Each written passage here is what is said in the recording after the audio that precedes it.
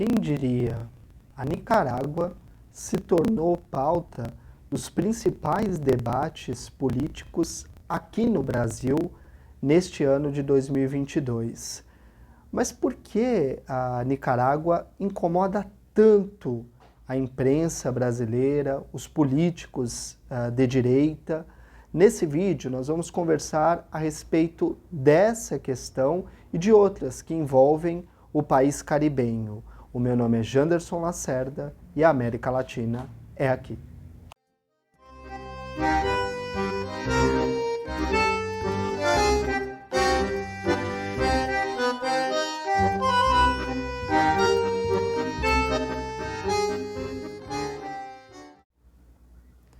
Por que a Nicarágua incomoda tanto a mídia hegemônica brasileira e os políticos de direita? Alguns mais ingênuos poderiam dizer que o problema da Nicarágua é o seu presidente, Daniel Ortega. Na verdade, essa não é a resposta para esse questionamento. Claro que Daniel Ortega é um problema para a Nicarágua, é um problema para os nicaragüenses. Nós temos inúmeros vídeos aqui neste canal a respeito do comportamento, das escolhas políticas de Daniel Ortega, que nem de longe mais representa o Daniel Ortega da Revolução Sandinista. Mas o fato é que a Nicarágua incomoda bastante a imprensa hegemônica brasileira, assim como os políticos de direita, principalmente, ou até alguns de esquerda liberal, porque a Nicarágua incomoda, na verdade, os Estados Unidos. E aí, para a gente compreender essa história, é preciso dizer duas coisas. A primeira é que as mídias hegemônicas aqui do Brasil, elas reproduzem aquilo que os Estados Unidos têm por interesse. Então, não dá para esperar que as principais mídias, as que têm o maior alcance, as que têm mais capital, que eles façam um movimento que seja de oposição aos Estados Unidos. Então, as notícias que são vinculadas aqui na grande mídia são as notícias que os Estados Unidos deseja propagar para a América Latina. Certo, mas o que os Estados Unidos têm a ver com a Nicarágua? Alguns mais ingênuos, eu vou insistir nessa questão, vão dizer que os Estados Unidos está preocupado com a soberania do povo nicaragüense. Isso não é verdade. Os Estados Unidos apoia regimes autoritários como o da Arábia Saudita, por exemplo, como o do Catar, e nem por isso ele tenta impor sanções econômicas, utiliza as mídias locais ou de países que são de uma periferia do capitalismo, como é o caso do Brasil, para propagar informações que são críticas ou que são contrárias ao interesse dos governos do Catar, da monarquia que controla o Catar ou da Arábia Saudita. A gente sabe muito bem que isso não acontece. Os Estados Unidos gostam de vender a imagem de que é a polícia do mundo, quando, na verdade, os Estados Unidos sempre está defendendo o seu próprio interesse, os seus interesses econômicos, na verdade, e faz isso com bastante cinismo. O problema da Nicarágua não é a ditadura imposta à população por Daniel Ortega. O problema da Nicarágua para os Estados Unidos é que a Nicarágua decidiu fazer parte do esquema geopolítico, do pensamento geopolítico da China, não só para a América Latina, como para o mundo de forma geral. Mas como assim? O que a China tem a ver com essa história toda? Aí a gente precisa pensar em algumas questões que ocorreram neste ano de 2022. A primeira delas é que Daniel Ortega, quando supostamente vence o último pleito eleitoral e toma posse em janeiro de 2022, ele retoma as relações com a China.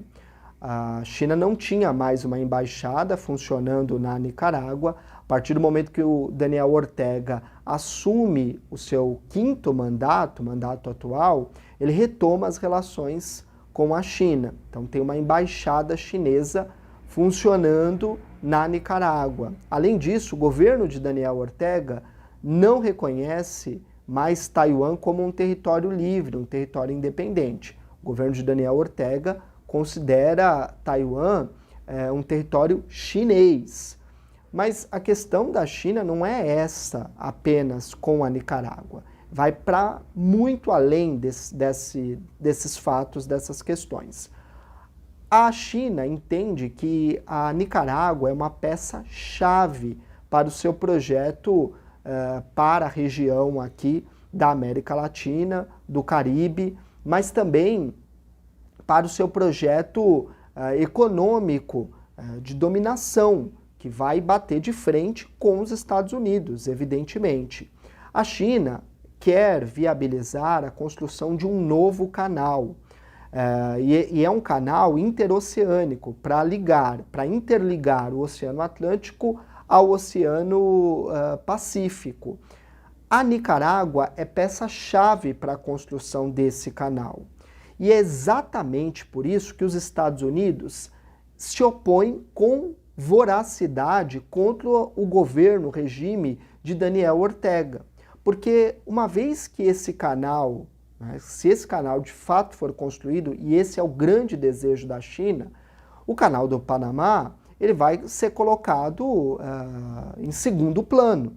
Então você vai criar uma nova rota, e isso é fundamental, isso é importantíssimo para a dominação econômica. A hegemonia econômica passa pelas relações que se tem, pelas relações comerciais marítimas.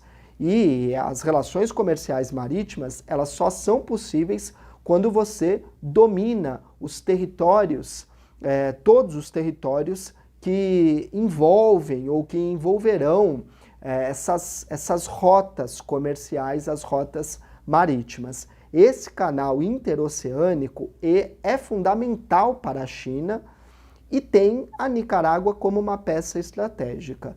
Por conta disso, o governo dos Estados Unidos vai fazer uma oposição dura a Daniel Ortega, vai tentar derrubá-lo a todo custo, e é claro que ele vai fazer uma propaganda imensa aqui na América Latina, nos países caribenhos, contra a Nicarágua. Vai também tentar sufocar o governo de Ortega para derrubá-lo.